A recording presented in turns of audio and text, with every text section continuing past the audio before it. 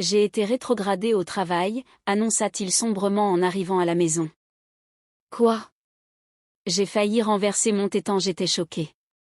La récente performance médiocre de l'entreprise et la restructuration imminente laissaient déjà présager des changements dans le personnel, mais je n'aurais jamais imaginé que cela toucherait directement Scott. Néanmoins, je sentais qu'il était essentiel de rester à ses côtés durant cette période difficile, en tant que sa femme. Eh bien, c'est peut-être juste un coup de malchance. Les temps sont durs, et je travaille aussi, alors ne nous inquiétons pas trop, répondis-je, en essayant de garder une attitude optimiste.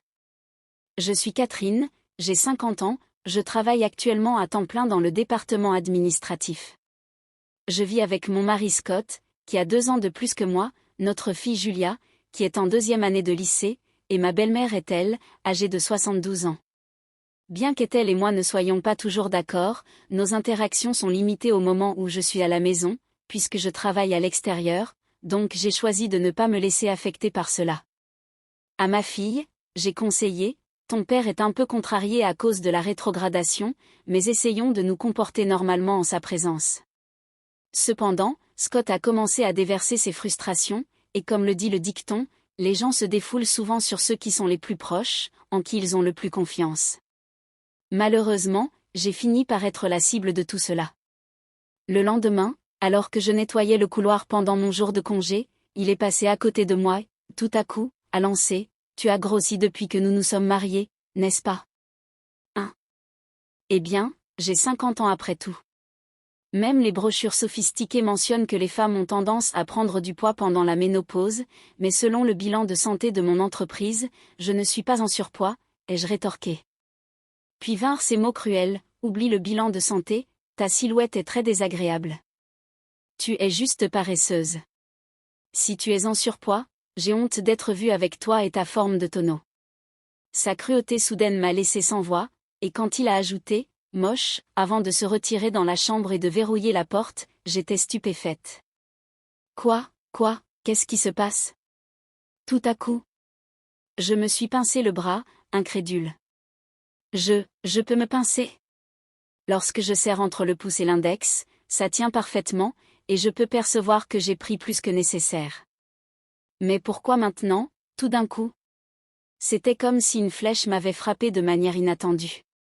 Le choc était si grand que j'avais oublié que je tenais la serpillière magique, qui a alors glissé et est tombée avec fracas sur le sol du couloir. À partir de ce jour, le traitement de Scott à mon égard est devenu de plus en plus sévère. Pour aggraver les choses, ma belle-mère semble avoir entendu la dispute de ce week-end et a décidé d'intervenir. Les tensions ont alors encore augmenté.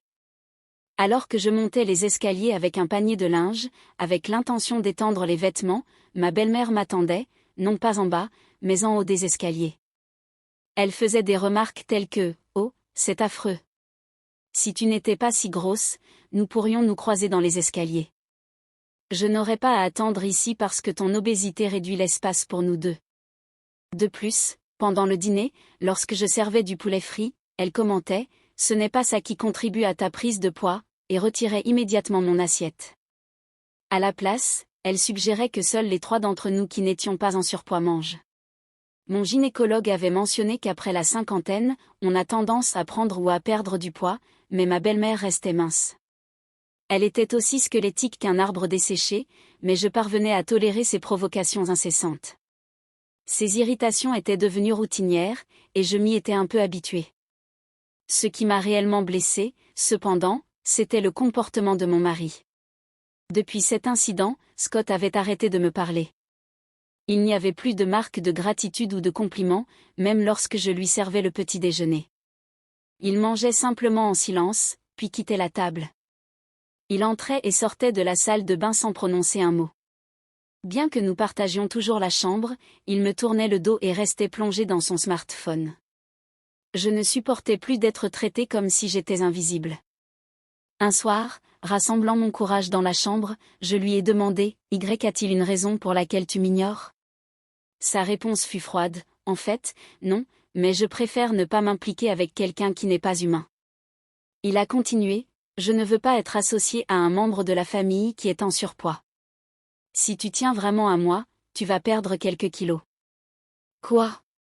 Ces paroles m'ont laissé désemparée.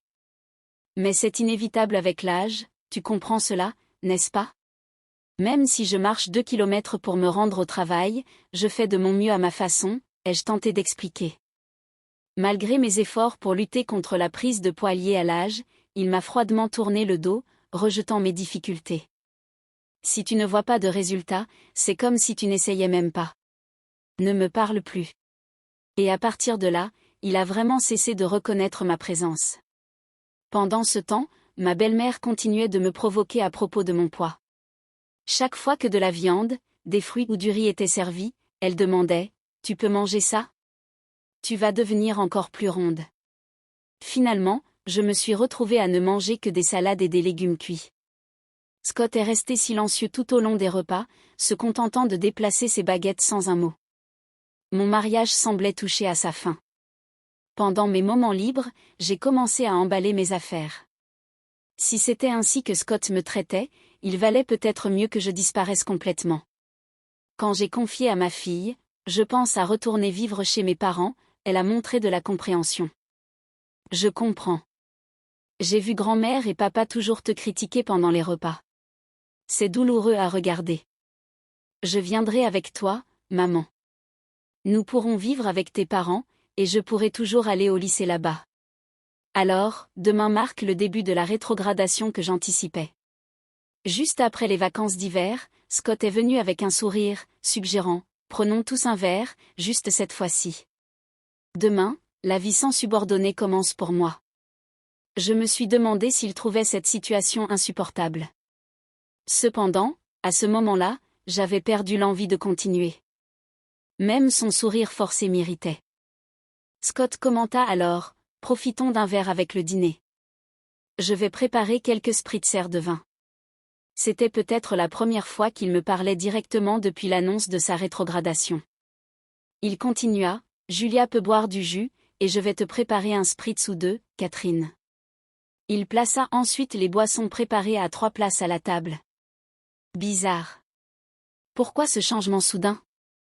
Pendant que Scott se retournait brièvement pour chercher la télécommande, je sentis discrètement l'odeur de la boisson qu'il avait servie. Quoi? Je détectai un arôme faible mais indubitablement familier. Je le connaissais bien, de mes propres expériences culinaires. Comment, tu as vraiment pensé à me servir ça? Je refusais de tolérer ça plus longtemps. Entre le harcèlement constant de ma belle-mère et le mépris de mon mari, j'avais atteint ma limite. La vue du spritzer de vin me poussa à bout.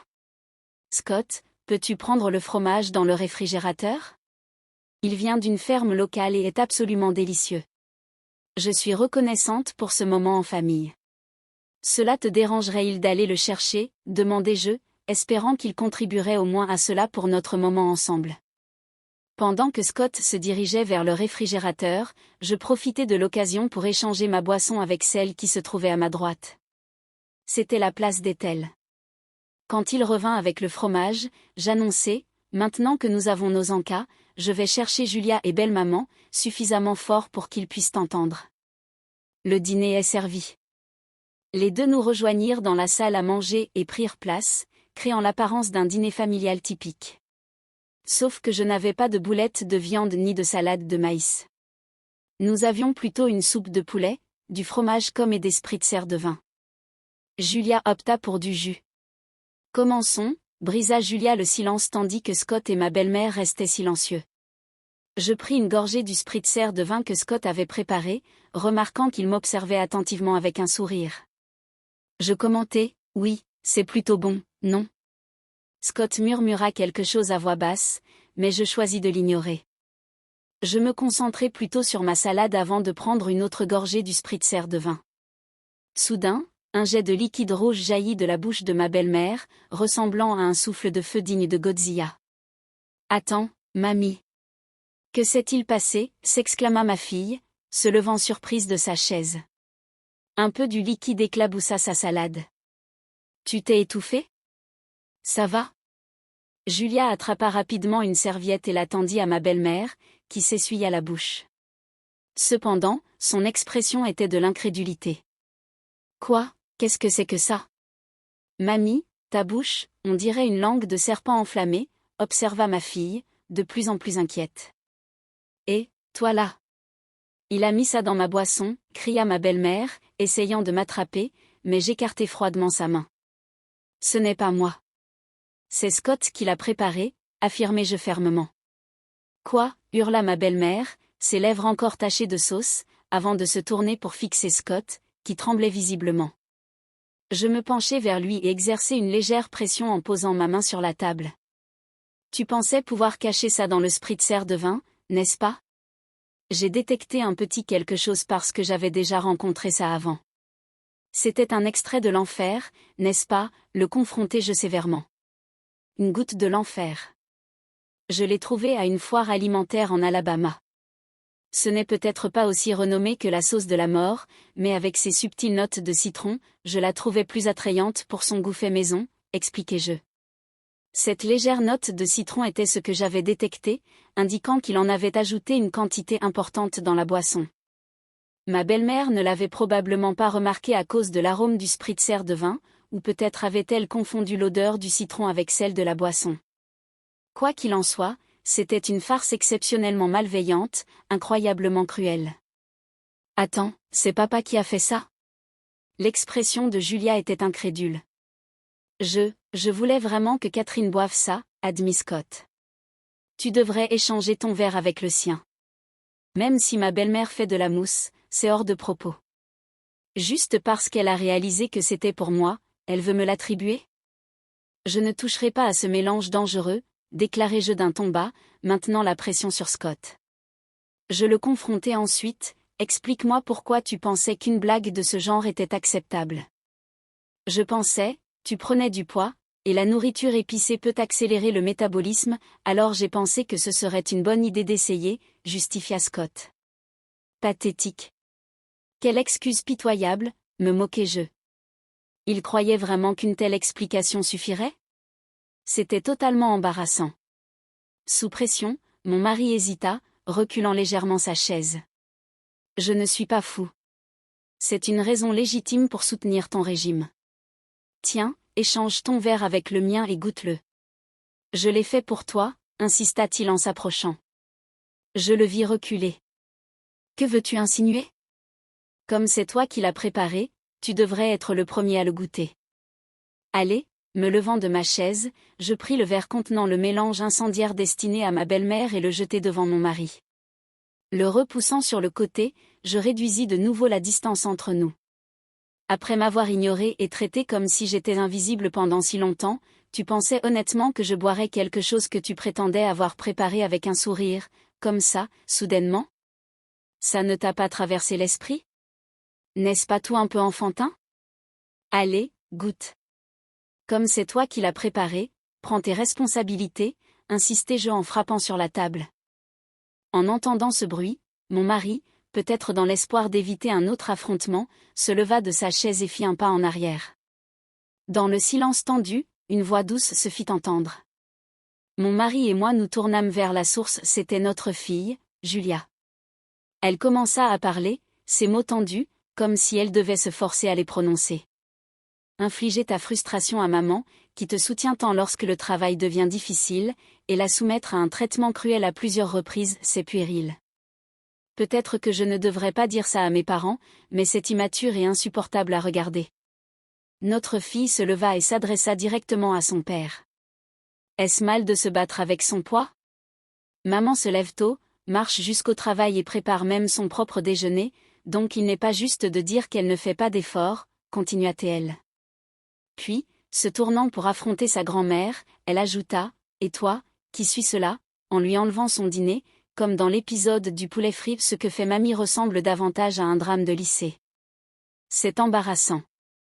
À ces mots, est-elle, déconcertée, commença à balbutier une excuse confuse, « Ce n'est pas ça. Je m'inquiète juste pour ta maman, qu'elle ne prenne pas plus de poids. Je veux qu'elle se sente bien dans le miroir. D'ailleurs, est-elle, comme Julia, lutte aussi avec son poids. » Mais Julia resta résolue. La compassion consiste à comprendre et à soutenir l'autre personne. Ça me fait mal de voir qu'on retire le dîner de maman, surtout quand elle semble si bouleversée. Ce n'est pas de la compassion. Maman n'a pas eu de problème de santé lors de ses examens, mais lui enlever sa nourriture est tout simplement cruel. Ethel se tut, et il semblait que Julia avait fini de lui parler pour le moment. Elle reporta son attention sur son père. Maman va régulièrement chez le gynécologue et reste active, mais papa l'ignore parce qu'elle a pris un peu de poids. C'est quoi cette histoire? Son indifférence crée une telle tension à la maison. Ne le vois-tu pas? Même le colonel Sanders et tante Stella dans les publicités de biscuits ont un peu de ventre. Tu as déjà entendu parler du poids du bonheur? Si maman devient une adorable grand-mère comme tante Stella en vieillissant, je serai très heureuse. Quand j'aurai des enfants et qu'elle sera une grand-mère, ne serait-ce pas merveilleux de lui dire « Maman, tu as atteint le poids du bonheur » et de partager un rire? C'est mon rêve. S'il te plaît, ne gâche pas ça pour moi, déclara-t-elle avec un regard froid. Malgré la dureté de ses paroles, elle réchauffait mon cœur, comme un lait chaud avec des biscuits. C'était désolant de voir un père se faire réprimander par sa propre fille. Et une autre chose, s'adressa-t-elle directement à son père, si tu vas ignorer quelqu'un à cause de son gain de poids avec l'âge, souviens-toi, avec ta calvitie, tu pourrais facilement être ignoré aussi. La tension dans la pièce était palpable. Ces mots acérés laissèrent un froid glacial, rendant la salle de séjour aussi froide que de la glace. Il semblait qu'elle avait dit tout ce qu'elle avait à dire. Ensuite, elle se tourna vers moi. Ça suffit, maman. Il est temps de laisser tomber. Ce sera mieux pour toi. Ces mots me prirent par surprise. Laisser tomber? Oui, je devais laisser tomber. Comme je l'ai déjà mentionné, mon rêve est de te voir tenir mon enfant, en disant, tu as pris un peu de poids heureux, et de partager un rire. Pour moi, je veux que tu sois heureuse, car cela fait partie de mon rêve. Alors, s'il te plaît, laisse tomber. Sois heureuse et réalise mon rêve. Ces mots remplirent mon cœur de chaleur. Chaque mot qu'elle prononça me procura tant de joie que je n'avais plus à cœur d'être ignorée par mon mari, du mépris de ma belle-mère ou de l'incident avec la boisson. Des larmes chaudes coulaient sur mes joues. Oui, tu as raison, acquiesçai-je, la vision brouillée par les larmes. Allez, maman, ajouta-t-elle, me tapotant doucement le dos, m'encourageant à aller de l'avant. Ah, d'accord, murmurai-je en prenant un document que j'avais caché depuis un moment. Quoi, s'exclama mon mari, surpris. Après avoir enduré un mois d'indifférence, j'ai pris une décision. J'ai déjà fait mes valises. Nous allons suivre des chemins séparés, déclarai-je, en lui présentant les papiers du divorce avec seulement mon nom écrit dessus. Je voulais juste que tu perdes du poids. Si tu avais maigri comme je l'avais demandé, j'aurais été satisfait. Je me rends compte que je m'en suis pris à toi lorsque Julia l'a souligné. Mais comme tu n'as pas perdu de poids, j'ai pensé que j'allais te tourmenter davantage. Je ne voulais pas que ça se passe ainsi, je ne m'attendais pas à ce résultat, avoua mon mari, paniqué. Ceux qui ne réalisent les choses qu'après que cela ait dégénéré sont ceux qui agissent de manière incroyablement immature, répliqua Julia avec fermeté. Vivre sans sa chère petite fille n'était pas une question à prendre à la légère pour ma belle-mère. Elle intervint doucement, avec une voix aussi douce que lorsqu'on caresse un chat. Chère Julia, tu ne veux pas continuer à vivre avec nous, ta grand-mère. Julia interrompit l'appel d'Ethel avec un refus catégorique. Je refuse. Je ne souhaite plus partager le même espace avec des gens qui se comportent comme des adolescents. Attends, d'accord, calmons-nous. Je comprends. Je vais goûter comme tu l'as suggéré. Je vais assumer la responsabilité, en tant que celui qui a préparé, concéda Scott, prenant le verre devant lui et buvant son contenu d'un seul coup. Scott, tout comme Ethel avant lui, expulsa un jet de liquide rouge de sa bouche, ses lèvres prenant la couleur d'un homard. Eh bien, tu vois. J'ai assumé mes responsabilités, n'est-ce pas, Julia, déclara Scott fièrement. Julia a pris une photo des deux avec leurs lèvres de couleur homard sur son téléphone et a commenté « Vous êtes vraiment ridicules tous les deux. Maman, allons-y », avant de quitter rapidement le salon. Oui, je vais suivre son exemple, ai-je répondu. Ce qui restait, c'était une table de salle à manger parsemée ici et là de cocktails de vin mélangés avec une goutte d'enfer, ainsi qu'un mari et une belle-mère aux lèvres rouges comme des homards. Je suis retournée chez mes parents avec Julia. Après avoir expliqué la situation à la maison, ma mère et mon père furent furieux et décidèrent de confronter Scott et Ethel. Ils revinrent avec les papiers de divorce, et je finis par divorcer. La carrière de mon ex-mari, Scott, a touché le fond, sans aucune réalisation notable dans les années qui suivirent. J'ai découvert qu'il avait l'habitude d'ignorer les problèmes qui ne lui plaisaient pas, même avec ses subordonnés, ce qui a finalement conduit à son licenciement, une révélation que je n'ai découverte que récemment. Pendant ce temps, mon ex-belle-mère, Ethel, qui a toujours été difficile et sortait rarement de chez elle, se retrouve dans une impasse, seule dans une maison à 2 personnes. Finalement, j'ai reçu un appel disant « Les choses ne seraient pas si monotones si toi et Julia étiez là ». Ce sentiment était renforcé par les 17 années écoulées depuis la naissance de Julia et le temps que nous avions passé ensemble. S'il te plaît, reviens. Je vais arrêter de t'ignorer. Mais je ne reviendrai pas, profitant pendant que tu peux. Quand tu auras des petits-enfants, tu auras plus de travail physique, plaisante ma mère avec un sourire. C'est un bon point. Aujourd'hui, comme tous les jours, je marche pour aller au travail. En chemin, mon patron passe en voiture et s'arrête, offrant « Tu veux qu'on te dépose ?» Non, merci. Je suis mon régime. Monte dans la voiture, Catherine, insiste-t-il. J'ai trouvé un nouveau petit ami, dis-je fièrement. Nous avons tous les deux traversé un divorce, ce qui a renforcé notre lien et notre compréhension mutuelle. Le régime, c'est bien, mais arriver en retard serait un problème, mentionne-t-il en conduisant. Je ne suis jamais en retard, je rétorque, en gonflant mes joues de manière défensive. Il me regarde et tapote doucement ma joue gonflée avec son doigt. Donne-moi le temps que tu gagnes en prenant la voiture aujourd'hui pour discuter, dit-il avec un sourire taquin, toujours ce petit ami bavard. Si vous avez aimé cette histoire, laissez un like et abonnez-vous à notre chaîne pour ne pas manquer d'autres histoires comme celle-ci.